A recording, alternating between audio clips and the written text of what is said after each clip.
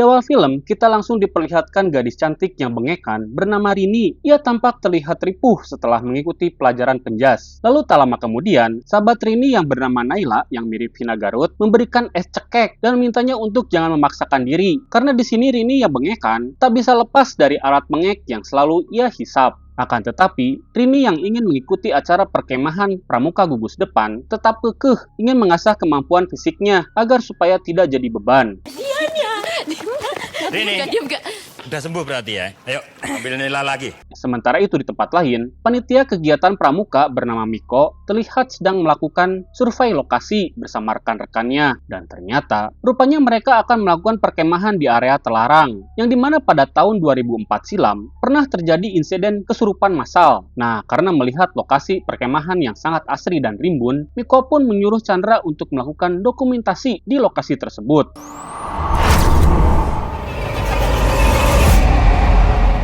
Lalu pada malam harinya setelah melakukan survei, keinginan mereka untuk melakukan acara perkemahan langsung ditolak oleh seorang kuncen alas bernama Mbah Sonto karena kini lokasi tersebut sudah ditutup oleh pemerintah daerah setelah terjadi tragedi kesurupan massal di masa lalu. Mendengar hal itu, pria yang mirip Debbie Romeo bernama Heru ini berusaha meyakinkan si Mbah jika mereka tidak akan melakukan hal-hal yang aneh selain kegiatan berkemah dan mereka bertiga pun berjanji akan menjaga sikap selama acara berlangsung yang hanya 3 hari saja. Selain itu juga, mereka pun siap untuk memberikan uang kontribusi kepada Simbah jika diizinkan untuk melakukan kegiatan di Wana Alus. Siro pasang siro manut marang ingsun.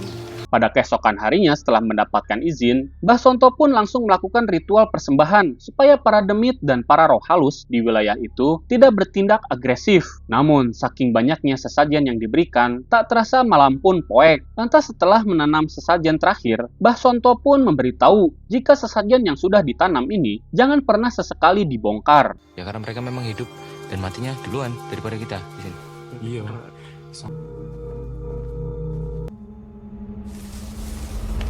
Melihat Miko yang kepo, Mbah Sonto pun memperingatkan untuk jangan terlalu kepo jika melihat sesuatu. Lalu setelah ia melakukan tugasnya, Simbah pun langsung pamit pulang. Namun, baru saja Mbah Sonto pergi, seseorang terlihat membongkar dan menanam beras kuning di tempat persembahan. Siapakah pria yang ide ini? Singkat cerita, setelah mendapatkan izin, Miko terlihat memberikan arahan kepada para peserta yang akan mengikuti kemah. Namun melihat lokasi perkemahan berada di Wana Alus, Naila yang dari tadi browsing memberitahu Rini jika tempat itu terkenal sangat angker dan horor. Ia pun meminta Rini untuk selalu berhati-hati dan waspada. Lalu setelah itu, mereka lanjut latihan pementasan wayang orang yang akan dipentaskan di malam puncak acara. Dereng kuwowo ananggung dosa ageng marang Romo. Panjenenganipun ugi kagiwang marang Pangwawa. Raden Mas Agung Pinongko ingkang pungkasan. Di tengah proses latihan, pemeran utama yang bernama Kiki tiba-tiba saja mimisan dan langsung dibawa ke UKS. Melihat hal itu, semua pemain kebingungan dan merasa khawatir jika pagelaran ini tidak bisa dilanjutkan akibat Kiki yang keseringan mengalami masalah kesehatan. Di tengah kebingungan itu, Heru memutuskan mencari pemain cadangan untuk membackup Kiki jika terjadi sesuatu dan Kak Heru pun menunjuk Rini sebagai pemain cadangannya untuk menggantikan Kiki jika tiba-tiba ia tidak bisa mengikuti acara. Apalagi weton Rini sangat pas untuk memerankan tokoh Roro Putri yaitu Slasa Kliwon. Mendengar kesempatan emas ini, Rini yang malu-malu bagong pun langsung disupport Naila meskipun hanya menjadi pemain cadangan. Kamu mau ya gantikan Kiki? Jadi cadangannya Kiki aja. Orang ini mas, naskahnya dibaca bolak-balik sampai keriting sama dia. Singkat waktu, hari perkemahan pun tiba. Rini yang baru saja sampai mabok jalan dan hampir memuntahkan semua bubur diaduk sisa sarapan tadi pagi. Ojo lamun. Terus jalan cepet terus. Iya. Iya.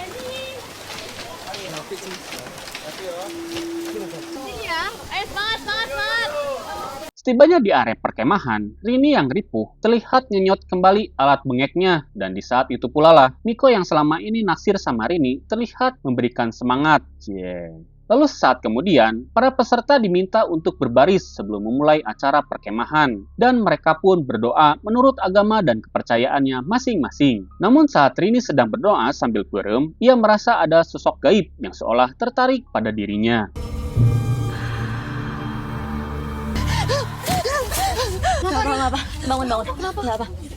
Sesaat kemudian, si Besti Naila menanyakan apa yang terjadi karena ia tahu kalau Rini pasti melihat sesuatu. Namun baru saja Rini akan bercerita, mereka pun didatangi oleh gengnya Kiki yang ditugaskan untuk memberikan baju pentas. Tapi meskipun begitu, si tengil Kiki ini berkata jika orang bengekan seperti Rini tidak akan mampu menggantikan dirinya sebagai tokoh utama. Sementara itu di tempat lain, tampak seorang senior yang sok galak bernama Lydia sedang memasang tanda larangan mendirikan tenda. Lalu samar-samar ia melihat sosok wanita berbaju kraton. Lalu Lydia yang kepo langsung mengikuti sosok wanita tadi masuk ke dalam gerbang terlarang. Dan di saat ia ngepoin tenda yang ada di sana, ternyata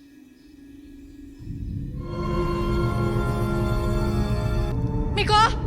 Mik! Awakmu kabeh sing mlebu nang panggonane bangsaku. Kowe kabeh baliyo.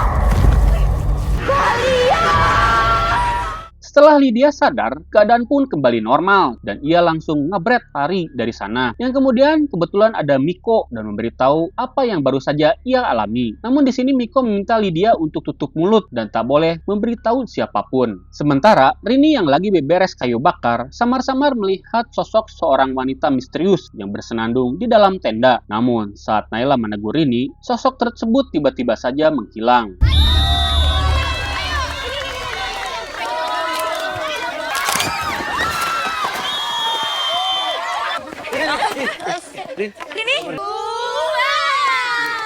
Singkat waktu, Rini yang menjadi beban tampak terlihat murung karena setiap perlombaan, tim mereka selalu kalah akibat dirinya yang terlalu lemah. Dan meskipun fakta, Naila sang besti setia tetap berusaha menyemangatinya. Begitupun dengan teman-teman yang lainnya. Nah, saat sedang di toilet, Rini yang takut dibully terlihat bersembunyi di dalam WC. Namun di saat itu pula lah, Rini semakin nyeri dada saat mendengar Kiki CS tanpa henti mengejek Rini. Lantas, Kiki yang sedang datang bulan dan akan mengganti pembalut, meminta gengnya untuk menunggu di luar. Tapi sayangnya, Kiki yang jorok dan kurang didikan ini terlihat membuang bekas pembalut secara sembarangan. Meskipun sudah diperingatkan oleh gengnya, namun Kiki malah berkata sompral jika dirinya tidak percaya akan sesuatu yang gaib.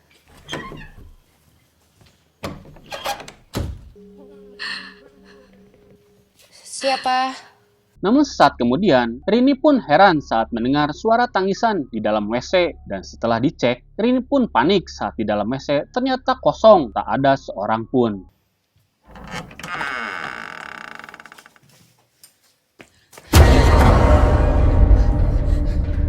Setelah melihat penampakan, Rini melihat sebuah cincin merah delima dan ketika ia akan mengambilnya, tiba-tiba Rini dibuat panik saat dirinya dipatuk orai hidung. Lalu, di tengah rasa shock itu, Rini pun bergegas kembali ke area perkemahan. Nah, namun di sini, Rini yang kembali bukannya melapor kalau dirinya telah dipatuk orai hidung yang berbisa. Dan di sini, Rini malah ikut lomba lari estafet. Dan anehnya, timnya kagum saat melihat Rini tiba-tiba menjadi GG dan memenangkan perlombaan tersebut.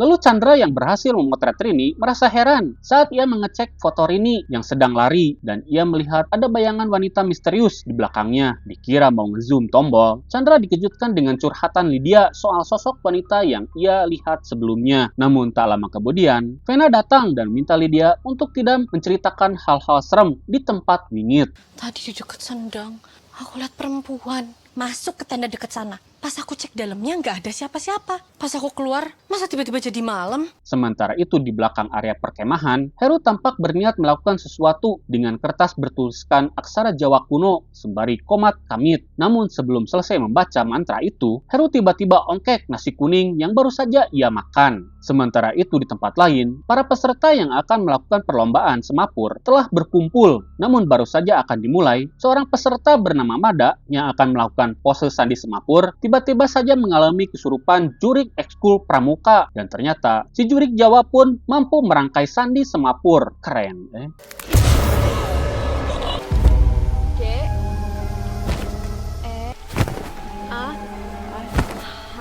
Yakin kamu nggak salah baca? Gerakan Madaki. Uang sulak kededam! Akaleng tumetes wonten ing tlatah menika. Lalu saat Mada kesurupan, ia malah terjun bebas hingga menghantam batu wahangan. Lantas, di tengah kepanikan itu, para panitia berusaha menolongnya dan di malam harinya, Mada masih terlihat konsisten dengan kesurupannya. Melihat hal itu, Heru pun berniat untuk mengetes kemampuannya. Namun bersamaan dengan hal itu, keanehan pun terjadi pada Rini, yang dimana ia melihat sosok wanita bersetelan baju keraton terlihat semakin mendekatinya. Lalu tiba-tiba,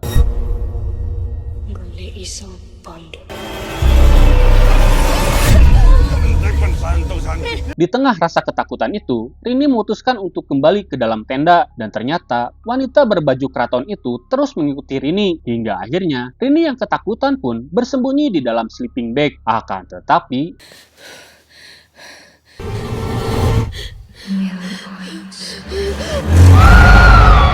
sementara itu, suasana semakin meriah karena yang kesurupan bukan saja Mada, tapi Kiki pun ikut juga kesurupan.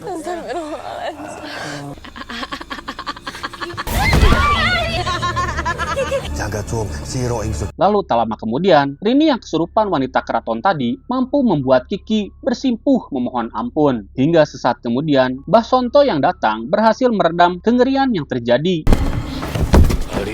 Balik Nurana dan Nalus. Ayo bawa. Bantu, ayo cepat. Namun saat di UKS, mereka yang tadi kesurupan kembali melakukan drama teaternya dan Mbah Sonto yang merasa kewalahan meminta mereka untuk dibawa keluar dari Wana Alus menuju desa. Awas turunan lagi, pelan-pelan. Licin Niki. Ayo. Namun karena hujan yang cukup deras, mereka yang akan menuju desa pun kaget saat melihat jembatan bambu satu-satunya malah ambruk. Dirasa tidak ada cara lain, Mbah Sonto berniat mencari jalan lain dan memberitahu warga desa. Sementara yang lain diminta untuk kembali ke perkemahan dan jangan melakukan kegiatan apapun sampai bala bantuan datang. Dan Simbah pun meminta Miko untuk mengecek tempat sesajen karena ia merasa khawatir kalau ternyata ada seseorang yang iseng membongkarnya. Istirahat dulu, biar Mas yang jaga. Iya. Siap, oke Mas. Setelah hujan reda, Hero si calon dukun berniat melakukan sesuatu untuk berkomunikasi dengan leluhurnya dan menjadikan Mada sebagai media wartel. Dan di sini terungkaplah ternyata si Hero lah pria misterius yang menabur beras kuning. Lalu di UKS, Hero minta sosok ini untuk memberitahu lokasi pusaka wangsit milik leluhurnya. Namun sosok ini memberitahu jika pusaka tersebut sudah diambil oleh seorang peserta karena si pemilik menginginkan peserta itu sebagai pewarisnya dan jika Hero menginginkannya, ia harus membawa anak tersebut ke area sendang. Ono sendang pasir raman. Balik. Singkat waktu, para peserta yang salatri terlihat mengikuti acara ngaliwet bersama dan di saat itu pula lah, Lydia yang sok keras langsung membacoti Rini yang lagi pelengak-pelengok gak jelas. Namun Rini yang masih ketempelan berkata jika dirinya baru akan makan asal diiringi tarian dan nyanyian Jawa. Mendengar anak bau kencur ngalunjak, Lydia pun semakin membacotinya dan saat Lydia ngaleos, tiba-tiba saja ia merasa mual dan memuntahkan beberapa cucunguk dan membuat semua orang pun merasa geleh.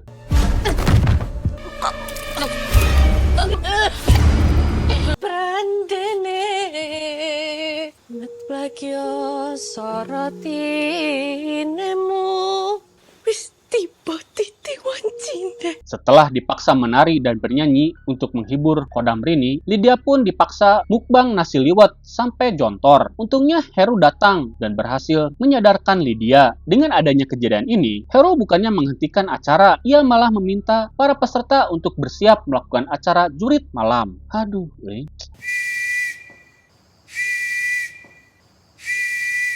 Singkat waktu, acara jurit malam pun digelar, dan kini Miko meminta semua peserta untuk fokus dan jangan pernah terpisah dengan kelompoknya masing-masing. Bahkan, Miko pun meminta Chandra khusus untuk menjaga Rini. Di tengah penjelajahan, Chandra pun heran saat mendengar suara kerasak kerusuk dari dalam semak belukar yang poek, dan betapa kagetnya Chandra saat ia melihat beberapa prajurit Irang yang mengincar kelompoknya. Nunduk itu ada daun itu.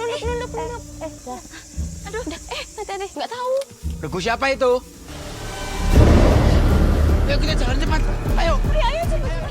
Namun saat mereka kabur, Rini malah tertinggal dari rombongan, hingga ia pun dibawa oleh para prajurit Ireng menuju alam gaib. Setibanya di pos 3, mereka pun panik saat menyadari kalau Rini telah terpisah dari rombongan. Lalu Chandra pun melaporkan hal tersebut pada Miko. Kamu di mana, Chan? Tak ulangi, ini hilang di hutan, Mik. Terus aku menuju pos 3 ya. Dan saat mereka mencari Rini, mereka justru malah berpencar untuk mempercepat pencarian. Namun, tanggal sial tidak ada di kalender, karena Naila tiba-tiba saja dihampiri belenggu pocong Roblox.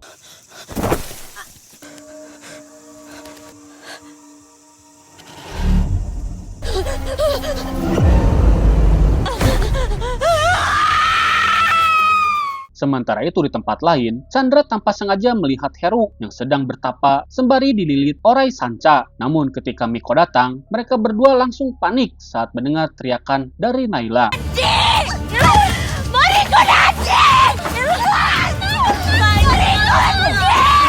Setibanya di area perkemahan, Naila yang kerasukan pocong Roblox terlihat tantrum dan ingin segera dipocongin sekarang juga. Dan karena tidak ada kain kafan, mereka yang melihat samping kain batik langsung saja menjadikan Naila pocong batik Pekalongan. Dan ketika Naila dipocongin, suasana pun semakin meriah karena para peserta lain tiba-tiba saja ikut kesurupan juga.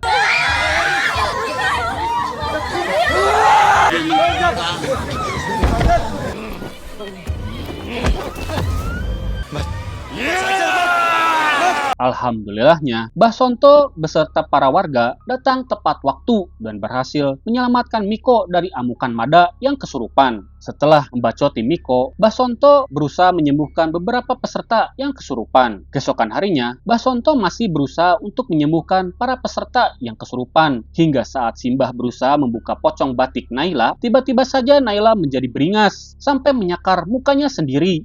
Udah dibuka! Udah dibuka! Sementara di sisi lain, Miko beserta para panitia lain masih berusaha mencari keberadaan Rini. Namun naas, mereka pun diganggu oleh para prajurit Ireng hingga melukai fisik mereka dengan sangat brutal.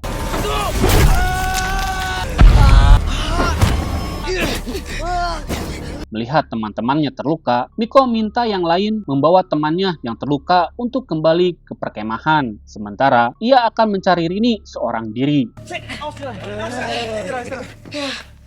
Mbah Sonto yang melihat Chandra mewek, ia merasa curiga karena si Heru dari tadi nggak kelihatan batang hidungnya. Lalu Simbah pun merasa jika Heru telah melakukan sesuatu yang menjadi pantangan di wilayah ini. Lalu saat kemudian, Mbah Sonto pun terkejut saat ia melihat beras kuning dan juga sesajen yang telah dibongkar. Lalu ia pun memberitahu jika hal ini bertujuan untuk mengundang seluruh makhluk gaib datang ke tempat ini. Sementara itu di waktu yang sama, Miko yang sedang dikejar-kejar prajurit Ireng pun tak sengaja menabrak dahan pohon hingga membuatnya pingsan.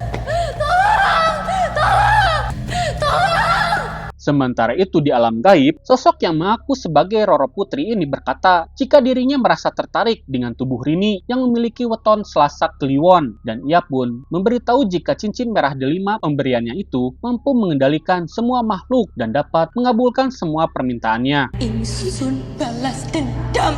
Dendam apa? Dudu awak. Sing pengen duweni mustika iki.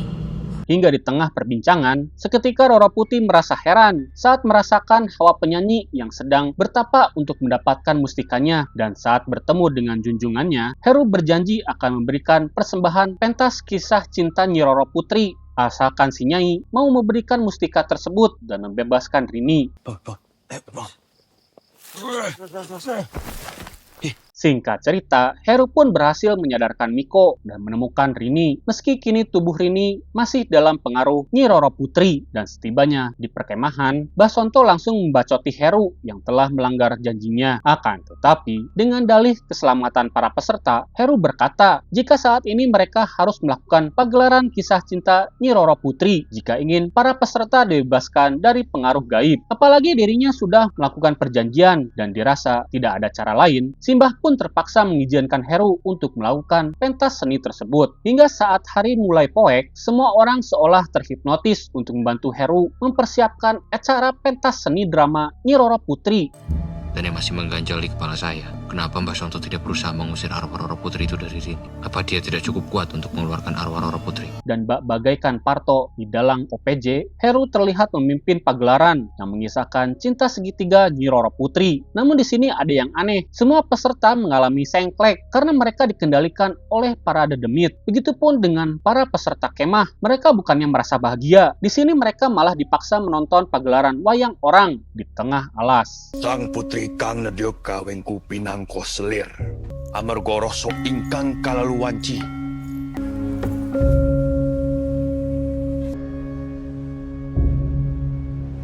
Pawartos omah-omah piyambakipun.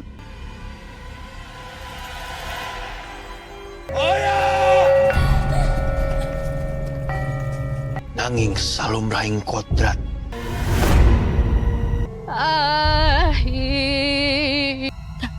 Tulis ulang cerita iki.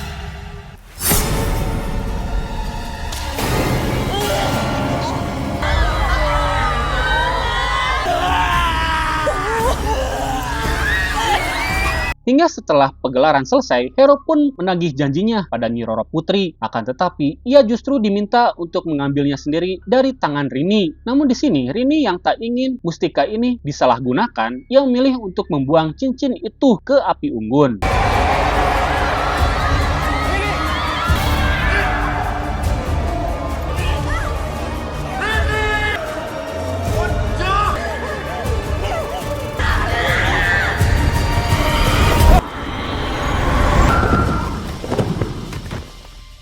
Setelah para peserta pingsan, Roro Putri merasa kagum karena Rini memiliki hati yang baik dan tidak serakah akan kekuatan. Lantas sebagai gantinya, Nyi Roro Putri pun akan menjadi khodam Rini dan akan melindunginya dari mara bahaya. Sementara Heru akan mendapat akibat dari keserakahannya.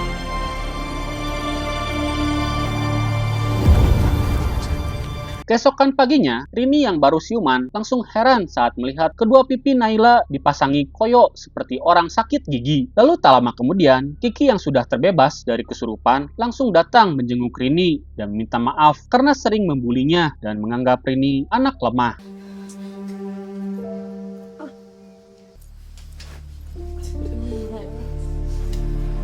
Sini kamu. Singkat waktu, setelah insiden itu berakhir, Simbah langsung membersihkan para peserta di area sungai sebelum mereka semua pulang ke rumah masing-masing. Dan mereka pun pulang dengan selamat, walaupun meski ada beberapa di antara mereka yang terluka. Sejak saat itu, kita nggak pernah lihat Mas Heru lagi. Beliau juga nggak pernah jadi pembina acara kemah angkatan-angkatan setelah kita. Sementara itu, Heru akhirnya mendapatkan tulah dari kelakuannya sendiri, yang dimana kini ia mengalami gangguan jiwa kronis akibat tidak bisa meraih ilmu yang ia inginkan. Sementara itu, sejak kejadian perkemahan yang mengerikan, kini Rini tidak pernah kembali menjadi Rini yang dulu lagi. Dan setiap tahun, selama 7 tahun, Miko selalu mengantarkan Rini ke Wana Alus untuk bertemu dengan Mbah Sonto. Namun di sini mereka bukannya untuk bernostalgia. Di sana, mereka meminta Roro Putri agar mengembalikan jiwa Rini kembali ke raganya, dan film pun tamat. Nah, bagaimana pendapat kalian tentang film ini? Apakah cukup serem? Film yang diangkat dari kisah nyata ini mendapatkan rating 6 dari IMDb. Terima kasih sudah menonton sampai selesai. Sampai jumpa di video seru lainnya. Jangan lupa subscribe, like, komen, dan tekan bel notifikasinya ya. Saya Hilman pamit undur diri. Assalamualaikum warahmatullahi wabarakatuh.